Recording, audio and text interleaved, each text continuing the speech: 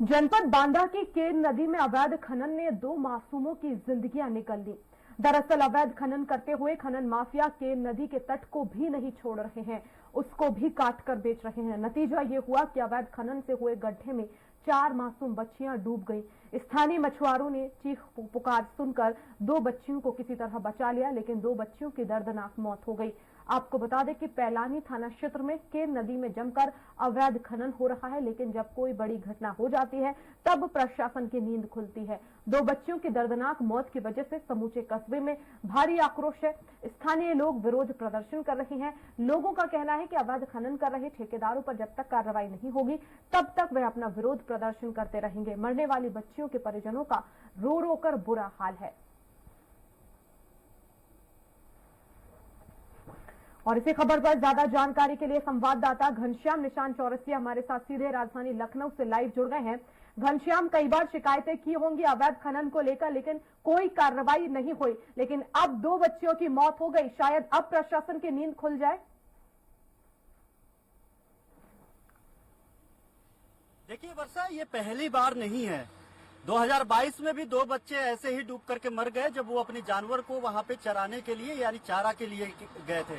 तमाम ऐसी मौतें होती है। बुंदेलखंड इसके लिए बदनाम है। बुंदेलखंड की ये एसेट है। इस तरीके के सत्ताधारी दल कोई भी हो, सत्ता सरकार बदलते रहती है, लेकिन इन माफियाओं का क्रियाकलाप नहीं बदलता है। सबसे बड़ा कारण यह है कि जो सत्ताधारी दल है उनके संरक्षण में ये लोग चलते हैं। चाहे सत्ता आज की हो चाहे पूर्ववर्ती सरकार हो, अलग अलग सरकारें रही हैं, लेकिन इनका क्रियाकलाप कभी भी नहीं बदला है। प्रशासन जिस तरीके से मिली जुली प्रशासन जिस तरीके से काम करती है उसका भी एक तकाजा होता है। और दूसरी सबसे बड़ी बात है कि वहां पे स्थानीय पुलिस पूरी तरीके से संरक्षण देती है। यही नहीं, जब खबर चलाई जाती है तो पत्रकारों पे मुकदमे दर्ज कर दिए जाते हैं कि इसमें ब्लैकमेल किया जा रहा है। अब सबसे बड़ा सवाल यह है कि ऐसे जो अवैध खनन होते हैं जिसमें लोगों की जान चली जा रही है, अगर इस पे खबर चलाना अपराध है तो ये बताइए कि इसका सही तरीका क्या है कि ऐसे लोगों पे कार्रवाई हो। कार्रवाई नहीं होती है। पहले भी कई बार ऐसे 4-4 लाख, पिछली बार जब 2022 में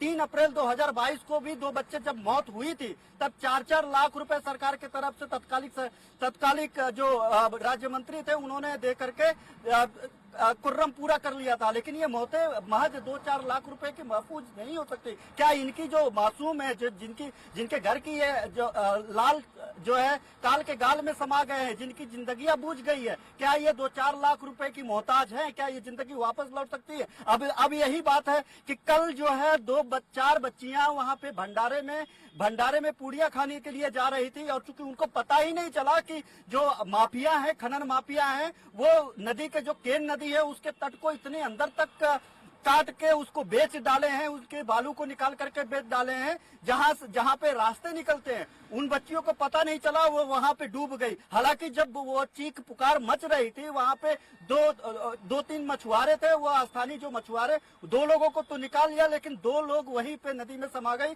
और तत्कालिक रूप से उनकी मौत हो गई। अब बड़ा सवाल है, परिजन जो है रो रो करके बुरा हाल है। परिजन अब रो रहे हैं। अब परिजनों का मांग है कि इसमें जो अवैध जो खनन हो रही है, इस तरीके से जो अवैध कृत्य चल रही है सत्ता के नेताओं के संरक्षण में, उसको जब तक उन पे कार्रवाई नहीं होगी तब तक हम लोग ये विरोध प्रदर्शन खत्म नहीं करेंगे। अब इससे भी बड़ी सवाल यह है कि लगातार इस तरीके के जो है कुकृत्य सामने आते रहते हैं। लगातार इस तरीके के कार्रवाइयां भी कुर्रम पूरा भी किया जाता रहा है, लेकिन फिर भी इस तरीके की जो अवैध क्रियाकलाप है उस पे कहीं से भी अंकुश नहीं लगाया जाता। ये पहली बार नहीं, इसमें से निचले स्तर पे और मझले स्तर पे नहीं, इसमें बड़े स्तर पे भी नाम है।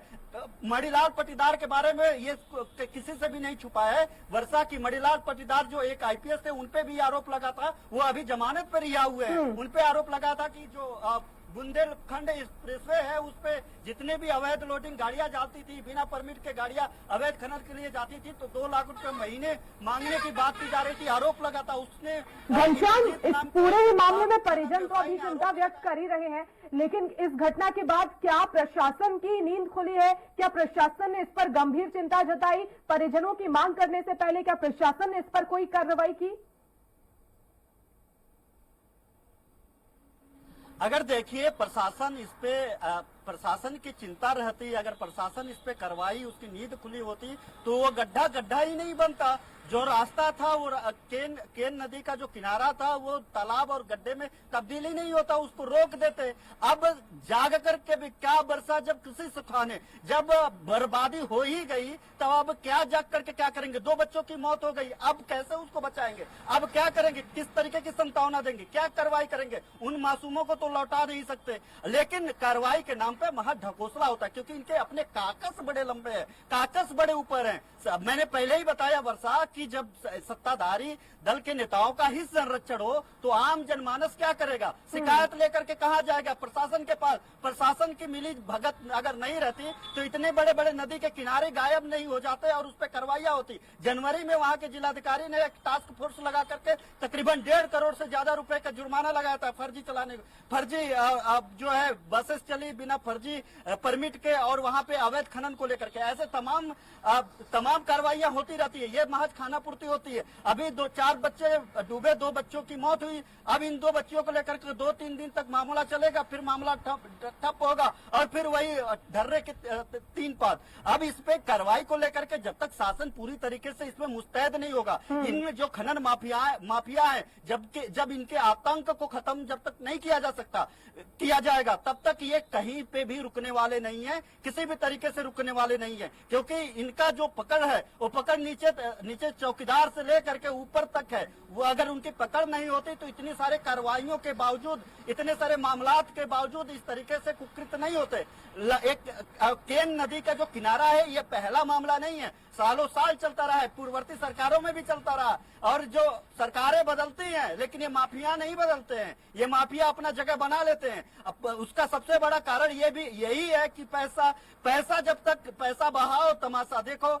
अब आप ये खनन माफियाओं के पास इस पैसे के चक्कर में इस तरीके से कागज को बनाते हैं कि सरकार आए जाए बदले, इन पे कोई फर्क नहीं पड़ता। प्रशासन बदले, जिलाधिकारी बदले, जिला प्रशासन में कोई भी बदले, पुलिस प्रशासन बिल्कुल घनश्याम, ये गंभीर लापरवाही। अब देखना होगा इस पूरे हादसे के बाद क्या प्रशासन की नींद खुलती है, क्या अवैध खनन पर जो है वो रोक लगाई जाएगी और क्या जिम्मेदारों पर कार्रवाई होगी, ये देखने वाली बात होगी। बहुत शुक्रिया घनश्याम तमाम जानकारी के लिए।